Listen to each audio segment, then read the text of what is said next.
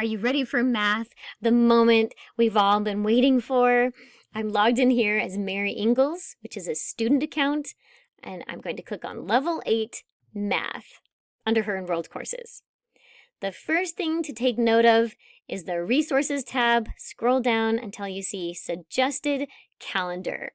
This is a golden resource. It's going to help you and your student stay on track with assignments and reviews so that by the end of the school year, they are done and on track and don't have to cram and squeeze everything in at the last second. Because learning, as we all know, builds, especially in math, builds upon itself. And so the more that we can pace it out and spread it out, the better. We'll take a look at next week, the 15th of September. You'll see lesson number 5 on Monday, and then lesson number 5 again on Tuesday. That's because you have a lesson and practice set on day 1, and then a review and activity day 2. So for each lesson, there will be the teaching aspect, the learning, the concepts, and then the reviewing of it. So it's a 2-day experience. So what does this look like in platform? Click on Table of Contents and look for lesson number 5. So let's see what this 2-day schedule looks like for lesson 5. The first thing let's click on is Written Lesson, because this is going to show you just the full sequence.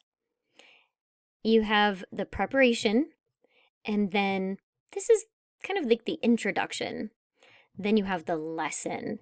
As you scroll down, you'll see all the lesson content, and then kind of a sum it up summary.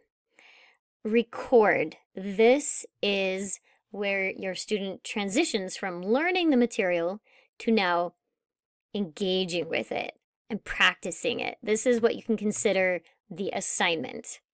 You have 2 options, offline or online. Offline, this is a printed assignment that you can either print off one-off, or if you chose to order the materials in the print center, you've already got this. If you do the printed offline practice, this is up to you as a parent to grade. Yeah, I was trying to think of what the word is. To review and grade. If you choose the online practice, which is available to all virtual school families, then it's auto-graded. So hopefully we'll save you some time. It also provides hints and ideas and immediate feedback to your student. So this really has potential to enhance their learning if you choose the online practice. Now, what do we mean by online practice? This is formative. And this is where I want to introduce you to our formative parent guide. This is going to answer all of your questions and then some about formative. The first page is just what is formative. The second, how does formative fit into my child's class? Then page 4. This is maybe where if you're just ready to jump in, go ahead and just set up an account. It's not very hard, but these step-by-step instructions will make it even easier. And for students in grades 6 through 8, you're going to also want to connect them to their language arts review lessons. Then once you're in the platform, if you have any questions, then page 6 will answer, how do I navigate the student dashboard? You won't actually need to navigate it. It just links directly from their platform. Let's go back into here. Remember where it says online practice? You click here, it will jump into the formative platform. So you don't need to navigate that at all. You just click this link and it takes you exactly to the lesson and the practice that your student will need for that day based on the lesson they just did. So you will want to make sure that your student is logged into formative before they start their practice so that when they do click this link, it takes them directly to their personal formative account. And what else is in this guide? How do I customize my child's profile? That's just for fun if you want to give them an avatar. And if you have any questions on how does my student use formative, it's pretty self-explanatory once your student gets in there. But if you do have questions, sometimes this will answer maybe something you didn't think of before, you just glance through this guide, it might have the answer for you. If not, feel free to reach out, because we do this all day, every day, and have a lot of answers for you, and we love to help. The one page I do recommend you viewing is page 12, How Do I Track Progress? So this is where the additional value is going to come in for you as a parent. You will be able to track their progress based on each concept that they need to learn in order to be successful long-term in math, because remember, the concepts just keep building on each other.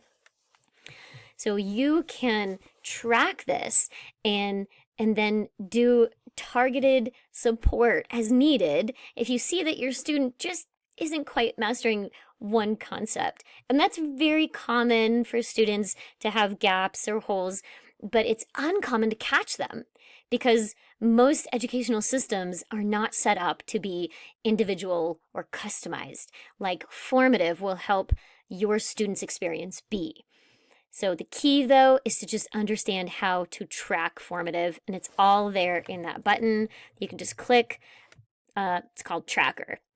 And again, it's pretty self-explanatory once you get in there. You might not need this guide, but if you do, I just want you to know this guide is available to help. And what do I need to print if my student uses Formative? A lot less.